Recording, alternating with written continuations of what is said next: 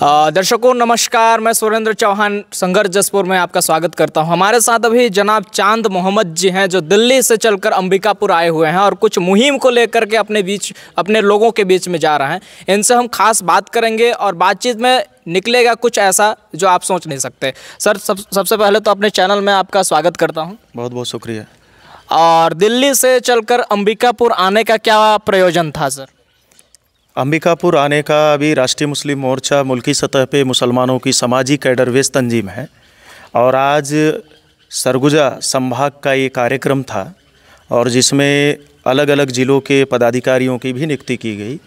और इस कार्यक्रम के ज़रिए ख़ासतौर से राष्ट्रीय मुस्लिम मोर्चा जिन बुनियादी मुद्दों को लेकर काम कर रहा है उन बुनियादी मुद्दों को लेकर आज के इस संभाग स्तरीय कार्यकर्ता प्रबोधन मीटिंग में चर्चा की गई। और आज राष्ट्रीय मुस्लिम मोर्चा मुसलमानों के ख़िलाफ़ जो पिछले 3 दशक से लगातार कहा जाए उनके मस्जिदों को जमीदोज करने की साजिशें की जा रही है। भारत के मुख्तलिफ़ इलाक़ों में आए दिन मुसलमानों की मॉब लिंचिंग की जा रही है, कभी फ़र्जी लव जिहाद के नाम पर, कभी फ़र्जी गौकसी के नाम पर।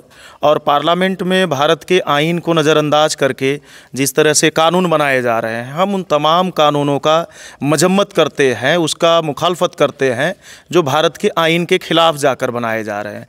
और हालिया दिनों में अभी वक्फ संशोधन विधेयक 2025 उसका जीता जागता उदाहरण है, जो संविधान के फंडामेंटल राइट के आर्टिकल जो है 26 का वायलेंस करता है। उसे इग्नोर करके पार्लियामेंट के अंदर जो है बीजेपी ने कानून बनाया, तो जिसका हम पुरजोर विरोध करते हैं। तो हम भारत में ऐसे किसी भी कानून को मानने के लिए तैयार नहीं है जो भारत के मूल सिद्धांतों के खिलाफ हो। और चाहे इस देश में civil court, high court, supreme court भी अगर जजमेंट देती है, अगर संविधान के मूल सिद्धांतों के खिलाफ जाकर अगर कोई जजमेंट देते हैं तो हम उसे मानने के लिए तैयार नहीं है, बल्कि उसके खिलाफ हम देश भर में आवाज़ उठाएंगे और संघर्ष करेंगे। तो ये जो है इन मुद्दों को लेकर आज के इस मीटिंग में चर्चा हुई। जैसे कि आपने कहा कि पार्लियामेंट में कुछ ऐसे विधेयक पास हो गए हैं जो आप लोगों के पक्ष में नहीं है, पर पार्लियामेंट में आपके भी लोग मौजूद हैं, क्या वे आपकी पक्ष नहीं रखते हैं वहाँ पे? क्या लगता है आपको? पार्लियामेंट में दरअसल आपके पक्ष जो बोल रहे हैं, भारत में आज तक पार्लियामेंट के अंदर पक्ष निर्माण ही नहीं हुआ। अगर पक्ष होता, दूसरा पक्ष होता, अपोजिशन होता, विपक्ष होता, तो आज भारत के संविधान के अंदर 400 से अधिक संशोधन या तब्दीली नहीं होते। और आज के तारीख में जिनको आप विपक्ष मान रहे हो, एक ही सिक्के के वो 2 पहलू हैं। क्योंकि डेमोक्रेसी के अंदर प्रेशर ग्रुप का होना ज़रूरी होता है, दबाव समूह का होना ज़रूरी होता है। क्योंकि किसी भी लोकतांत्रिक देश में अगर दबाव समूह ना हो, प्रेशर ग्रुप ना हो, तो सत्ता में जो आसीन होंगे, बैठे हुए लोग होंगे, वो निरंकुश हो जाएंगे, यानी बेलगाम हो जाएंगे। ठीक उसी प्रकार से जैसे घुड़सवार के हाथ से अगर घोड़े की लगाम छूट जाए तो घोड़ा बेलगाम हो जाता है, उसी तरह से किसी भी लोकतांत्रिक देश में दबाव समूह का होना ज़रूरी है। इस देश में जो पक्ष और विपक्ष है वो एक ही पक्ष है। आप ऐसे कैसे कर सकते हैं? क्योंकि विपक्ष अभी जिस तेजी से दहाड़ रहा है पूरे देश में, वोट चोरी का मामला उठाया है, विपक्ष का जो जिम्मेदारी है वाखूबी से निभा रहा है। आप इस तरीके से आरोप कैसे लगा सकते हैं? विपक्ष अगर वाखूबी जो जिसको बोल रहे दहाड़ रहा है, बोल रहा है, बाखूबी अगर इस भूमिका को अदा करता है तो किसी भी कानून को कानूनी दर्जा हासिल करने के लिए लोकसभा से पास हुए कानून को राज्यसभा में 2/3 सदस्यों के बहुमत से पास होना निहायत ज़रूरी है। लेकिन पार्लियामेंट के अंदर 2014 के बाद जितने भी कानून बने, बीजेपी को राज्यसभा के अंदर अभी 20 दिन पहले 100 राज्यसभा सांसद सदस्य से उनकी ज़्यादा संख्या पहली बार हुई है। 100 से ज़्यादा पहली बार राज्यसभा सांसद बीजेपी के राज्यसभा में हुए। अपोजिशन पॉलिटिकल पार्टियों के ही ज़्यादातर राज्यसभा सांसद रहे। तो फिर सवाल खड़ा होता है कि 370 का कानून लोकसभा में पास हुआ, बात समझ में आती है, राज्यसभा में कैसे पास हो गया? किसानों के खिलाफ 3 काले कानून लोकसभा में पास करा लिया बीजेपी ने, बात समझ में आती है, राज्यसभा में कैसे पास हो गए? आईपीसी के साथ छेड़छाड़ का कानून लोकसभा में पास हुआ, राज्यसभा में किसकी वजह से पास हुआ? सीए एनआरसी भी इसका एक एग्जाम्पल है। और 11 राज्यसभा सांसद मौजूद नहीं थे, जो आज जिनको आप दहाड़ने की बात कर रहे हो। वही लोग थे। तो इस देश में जो हिडन लोग हैं, जिन्हें आप विपक्ष मान रहे हैं, अपोजिशन मान रहे हैं, दरअसल वो एक ही सिक्के के दो पहलू हैं और वो लड़ाई नहीं लड़ रहे हैं बल्कि नुरा कुश्ती कर रहे हैं। वो आज ओबीसी SC ST माइनॉरिटी के समाज के मुद्दों पे टीवी और अखबार में लड़ रहे हैं, हकीकत में नहीं लड़ रहे हैं। जहां पार्लियामेंट में मौजूद होकर जो संविधान के खिलाफ कानून बनाए जा रहे हैं, वोटिंग करना चाहिए बल्कि वॉकआउट करते हैं। तो वॉकआउट करना भी समर्थन है, आज उसका एक जीता जागता एग्जाम्पल है। मतांतरण पे कानून बनाया जाना, उस पर क्यों नहीं अपोज किया कि इस भारत के किसी भी नागरिक की उम्र, संविधान के अंदर प्रोविज़न है, किसी भी भारत के नागरिक की उम्र अगर 18 साल की हो गई, वो वयस्क हो गया, तो किसी भी रिलीजन को, उस रिलीजन की आइडियोलॉजी को, उस रिलीजन पे फेथ कर सकता है। ये उसका मौलिक अधिकार है। भले ही मेरे घर में कोई बच्चा पैदा हो, आज मुसलमान हो, अगर वो बुद्धिज़्म को फॉलो करना चाहता है, क्रिश्चियनिटी को फॉलो करना चाहता है, अगर उसकी उम्र 18 साल हो गई तो मैं उसे रोक नहीं सकता। ये उसका जो है फंडामेंटल राइट है, भारत के संविधान ने उसे अधिकार दिया है। और उस पर कानून बनाना, तो मेरा मानना है फ्रीडम ऑफ स्पीच और फ्रीडम ऑफ एक्सप्रेशन पे पाबंदी लगाना है, अभिव्यक्ति के आज़ादी पे पाबंदी लगाना है। तो इन मुद्दों पर क्यों नहीं बोलते? विपक्ष बोल रहा है आज लोकतंत्र को सबसे ज़्यादा जो नुकसान पहुंचाने वाला तंत्र इस देश में ईवीएम है। अपोजिशन के लोगों के मुंह में ईवीएम के मुद्दे पे दही जम जाती है। वो SIR की बात करते हैं, वोटर लिस्ट में गड़बड़ी है इस बात की बात करते हैं, लेकिन होलसोल जो वोट का अधिकार है और जिस मशीन पे वोटर वोट डालता है, उस मशीन के जरिए होलसोल डाका डाला जा रहा है। उस मशीन का विरोध करते हुए अपोजिशन का जो पप्पू घूम रहा है, वो कहीं विरोध करता हुआ नज़र नहीं आता, क्योंकि ईवीएम की माँ कांग्रेस है, RSS की माँ कांग्रेस है। क्योंकि कांग्रेस की बुनियाद डालने वाला आदमी डॉक्टर केशवराम बलीराम हेडगेवार कोई और नहीं था, कांग्रेस के विदर्भ प्रांत का पदाधिकारी था। इसलिए कांग्रेस ही RSS की माँ है। अगर ऐसी होती तो तमाम हमने कई कवरेज करने के लिए जसपुर क्षेत्र में गए हैं। इस क्षेत्र के जो कांग्रेस के पदाधिकारी हैं RSS को गाली देते हुए नहीं दिखते, लेकिन कुनकुरी के जो नगर पंचायत के अध्यक्ष हैं वे भी गाली देते दिख रहे हैं। अभी मैंने जसपुर में कवरेज किया था, कैंडल मार्च जो निकली हुई थी वोट चोरी के मामले में। मैंने पूछा उनको, क्योंकि इस बार 15 अगस्त को जो हमारे प्रधानमंत्री जी ने लाल किले से RSS की जो तारीफ की थी, उसी पर मैंने उनको क्वेश्चन किया था, तो उन्होंने उनको गाली दिया। आप कह रहे हैं कि कांग्रेस भी जो है RSS से निकली हुई शाखा है, या फिर कांग्रेस से निकली हुई RSS एक शाखा है, ये कैसे हो सकती है? देश की एकता और अखंडता को खंडित करने के लिए पहला कुठाराघात नाथूराम गोडसे ने किया, हिंसक घटनाओं का सहारा लिया। 1948 में होम मिनिस्टर थे सरदार वल्लभ भाई पटेल, मूल निवासी थे, उन्होंने RSS को बैन किया, कांग्रेस ने नहीं बैन किया। कांग्रेस की गवर्नमेंट में होम मिनिस्टर थे, उन्होंने पाबंदी किया। अगर कांग्रेस RSS की मां नहीं होती तो कांग्रेस पे RSS पे लगाया गया बैन कांग्रेस ने क्यों हटाया? कांग्रेस की गवर्नमेंट में RSS पर लगाया गया बैन हटाया गया। तो इस बात का दस्तावेजी सबूत है कि कांग्रेस ही RSS की मां है। प्रणब मुखर्जी हाफ चड्डी पहनकर RSS की शाखा में जाते हैं, पंडित जवाहरलाल नेहरू भी RSS की शाखा में जाते रहे, उसके दस्तावेजी सबूत है। तो इस देश में ये नुरा कुश्ती लड़ रहे हैं और एक ही सिक्के के ये दो पहलू हैं, अलग अलग नहीं हैं। समाज के अंदर गुमराह करने के लिए और OBC SC ST माइनॉरिटी के अंदर नया कोई पॉलिटिकल संगठन बहुजनों का ना खड़ा हो राष्ट्रीय स्तर पे, और देश की संसद के अंदर अपोजिशन में ना बैठे, पोजीशन में ना बैठे, इसलिए इस देश में बाइपोलर सिस्टम काम कर रहा है, पक्ष भी उनका विपक्ष भी उनका। सर, इस विषय पे भी बात करेंगे, लेकिन सबसे पहले मेरा सवाल ये है कि आप यहाँ पे आए हैं और काफ़ी मुस्लिम जो संख्या है, कांग्रेस की वोट है, वोट बैंक है, आप मुस्लिम मोर्चा का आप जो है राष्ट्रीय प्रभारी हैं, तो आपको नहीं लगता कि आप कांग्रेस की वोट बैंक को बांटने के लिए इस जगह पे आए हैं अंबिकापुर क्षेत्र में? कांग्रेस के बधुआ मजदूर न मुसलमान हैं, न OBC के लोग हैं, न SC लोग हैं, न आदिवासी लोग हैं।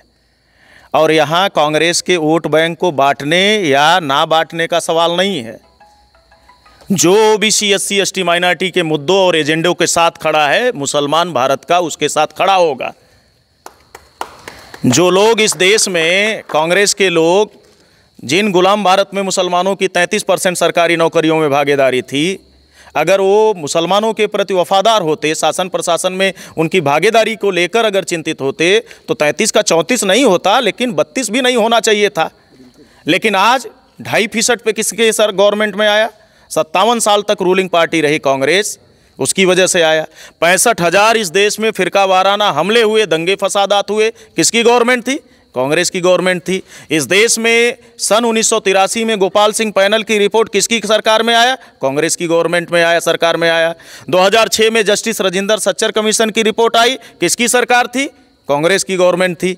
2007 में रंगनाथ मिश्रा कमीशन की रिपोर्ट आई, किसकी सरकार थी? कांग्रेस की थी। 2013 में प्रोफेसर अमिताभ कुंडू कमीशन की रिपोर्ट आई, वो किसकी सरकार थी? कांग्रेस की। अगर मुसलमानों के हक अधिकार और शासन प्रशासन में नौकरियों में भागीदारी बढ़े, इस बात को लेकर कांग्रेस के लोग वफादार होते, तो सच्चर कमीशन ने 16% मुसलमानों को रिजर्वेशन दिया जाए, इस बात का रिकमेंडेशन किया।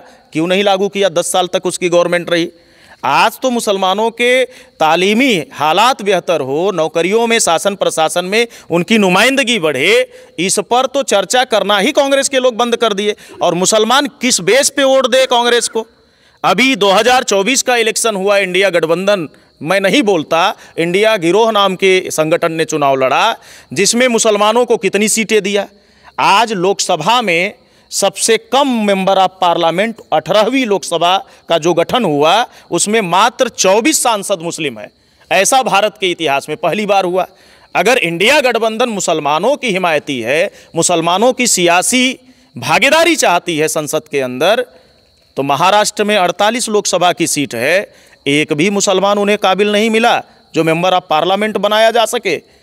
महाराष्ट्र की 48 लोकसभा सीट में एक भी सीट ऐसी नहीं थी जो मुस्लिम बहुल हो, जिससे मुसलमानों को टिकट दें कांग्रेस के लोग। छत्तीसगढ़ में कोई ऐसी जिला या कोई लोकसभा की सीट नहीं है जहां एक उम्मीदवार कम से कम मुसलमानों को बनाया जाना चाहिए। बात तो मुसलमानों की करते, मुसलमानों के वोट पर। आज जिस दिन मुसलमानों के अंदर सियासी बेदारी आ जाएगी, उसी दिन भारत में कांग्रेस राष्ट्रीय पार्टी का दर्जा खो देगी। जैसे आपने कहा कि कुछ ऐसी विधेयक पास किए जा रहे हैं जो अच्छा नहीं है, लेकिन आपने कहा कि जो 18 वर्ष से ऊपर के हैं किसी भी धर्म को स्वीकार कर सकता है। अगर ऐसी विधेयक पास नहीं होती तो धर्मांतरण का मामला नहीं बढ़ जाता देश में? मतांतरण रोकने वाले लोग कौन हैं? आज अगर मुस्लिम बने, सिख बने, बौद्ध बने, लिंगायत बने, क्रिश्चियन बने, तो कहाँ से निकल के गए? ओबीसी, SC, ST के लोग गए। क्यों गए? वे तो हिंदू थे ना, हिंदू से गए। उसके लिए जिम्मेदार इस देश की व्यवस्था, वर्ण व्यवस्था है, उसके लिए जाति व्यवस्था जिम्मेदार है, उसके लिए ऊंच नीच, छुआछूत, गैर बराबरी की व्यवस्था है। तो जो इंसान है वो मसावात चाहता है, वो इंसाफ चाहता है, आज़ादी चाहता है, भाईचारा चाहता है, इंसान को इंसान समझा जाए और इंसान का जो हक अधिकार है वो मिले।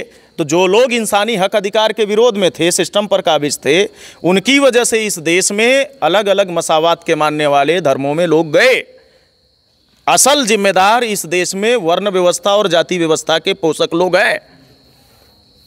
उस चीज़ को हम मानते हैं कि स्वयं से स्वीकार करके अगर कन्वर्ट होता है तो उसमें दिक्कत नहीं है, लेकिन अगर उसी बात को अगर फ़ायदा उठाया जाए लालच दे करके या फिर उनको दबा करके, तो ये भी धर्म में किसी को लोभ देकर, किसी को धन देकर कन्वर्जन कराना ये गुनाह है। चाहे वो क्रिश्चियनिटी हो, चाहे इस्लाम हो, चाहे बुद्धिज़्म हो, चाहे सिखिज़्म हो। अगर वो ऐसा करता है तो खुद ही धर्म विरुद्ध कार्य करता है और ऐसे लोगों को पनिश किया जाना चाहिए, ऐसे लोगों को दंडित किया जाना चाहिए। लोभ देकर, लालच देकर धर्मांतरण का कोई कॉन्सेप्ट ही नहीं है, मतांतरण का कोई कॉन्सेप्ट ही नहीं है। स्वेच्छा के अनुसार कोई भी व्यक्ति किसी भी रिलीजन को फॉलो कर सकता है। इस क्षेत्र में उसका संवैधानिक अधिकार है। इस क्षेत्र में अगर हम देखें तो क्रिश्चियनों के ऊपर आए दिन हमले हो रहे हैं, चर्चों पे हमले हो रहे हैं और उनके ऊपर लगातार धर्मांतरण का आरोप लगाया जा रहा है। इस देश में कांग्रेस, बीजेपी की रोजी रोटी ही क्रिश्चियनों को टारगेट करके और मुसलमानों को निशाना बनाकर चल रही है। जिस दिन ये इनको टारगेट करना बंद कर देंगे तो इनकी दुकान कांग्रेस बीजेपी की बंद हो जाएगी, क्योंकि धार्मिक ध्रुवीकरण करके तो किसी न किसी मजहब के मानने वाले लोगों को टारगेट करना होगा। तो इस्लाम और मुसलमानों को, क्रिश्चियनों को टारगेट कर रहे हैं। किनके द्वारा किया जा रहा है? ये इस देश में जो मनुवादी विचारधारा आप देखिए, लोग हैं, आप बोले थे कि जो वाहक लोग हैं, उनके जरिए हो। आप बोले थे कि एसटी एससी ओबीसी के लोग जो है इन धर्मों में जा रहे हैं, क्रिश्चियन में जा रहे हैं, मुस्लिम में जा रहे हैं, ऐसे आपने कहा। गए हैं ओबीसी एससी एसटी के लोग। आज जो भारत में मुस्लिम सिख ईसाई बौद्ध लिंगायत क्रिश्चियन दिख रहे हैं वो सारे ओबीसी एससी एसटी से निकल कर गए हैं, तो फिर उनको भारत के मूल्यवासी है। तो जो धर्मांतरण का आरोप लगाते हैं वे कौन लोग हैं? तो एसटी एससी ओबीसी ही तो कन्वर्ट हो रहे हैं, फिर धर्मांतरण का जो आरोप लगा रहे हैं वे कौन लोग हैं? जुल्म करने वाले लोगों का, जुल्म सहने वाले लोगों का रिश्ता एक नहीं हो सकता। शोषित लोगों का और शोषण करने वाले लोगों का रिश्ता एक नहीं हो सकता। गुलाम बनाने वाले लोगों का और गुलामी करने वाले लोगों का रास्ता एक नहीं हो सकता।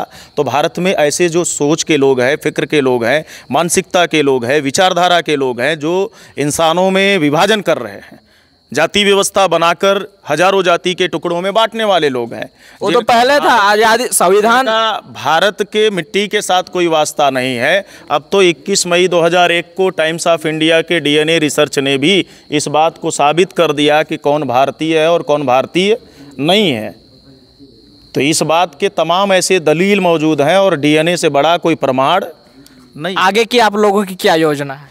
आगे की योजना ये जो हकीकत है, ओबीसी एससी एसटी माइनॉरिटी के लोगों को समाजी एतबार पे बेदार किया जाए, यानी सोशल अवेयर किया जाए, सोशली अवेयर किया जाए, कॉन्स्टिट्यूशनली अवेयर किया जाए।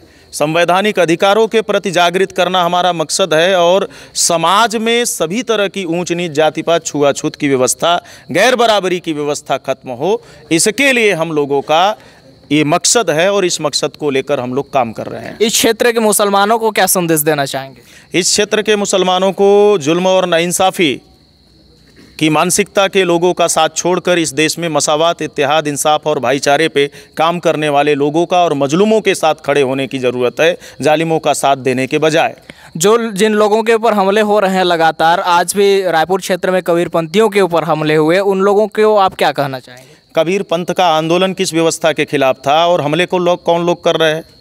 तो जो कबीर पंथ का आंदोलन था इस देश में, कबीर तो इस देश में जाति व्यवस्था के सिस्टम को ख़त्म करने के लिए काम कर रहे थे और उनके दोहे कल भी प्रासंगिक थे, आज भी प्रासंगिक थे। उनके दोहे कल भी वैज्ञानिक थे, आज भी वैज्ञानिक हैं। वो कहा करते कि कबीरा कुआं एक है, पानी भरे अनेक, बर्तन बर्तन में भेद है, पानी सब में एक। डीएनए जैसा रिसर्च नहीं आया था तब उन्होंने ये बात कही कि भारत में रहने वाला हर व्यक्ति का डीएनए एक है। ये बातें उन्होंने समझाने की कोशिश पर हमले तो आज भी उन पर हो रहे हैं लगातार। तो हमले इसलिए हो रहे हैं क्योंकि वो जाति व्यवस्था के खिलाफ कबीर का आंदोलन था, वर्ण व्यवस्था के खिलाफ आंदोलन था। तो जो जाति व्यवस्था जिंदा रखना चाहते हैं, गैर बराबरी जिंदा रखना चाहते हैं, तो कबीर पंथ के आंदोलन को कैसे बर्दाश्त कर लेंगे? वो महान संत रविदास के उस बात को कैसे बर्दाश्त कर लेंगे कि जाति जाति में जाति है, जाके तन के पात, मनुष्य जाति तब तक ना जुड़े जब तक जात न जाए। तो जाति व्यवस्था को खत्म करने के लिए उन्होंने आंदोलन चलाया और शायद इस व्यवस्था के खिलाफ आंदोलन चलाया, इसी वजह से उनकी हत्या हुई।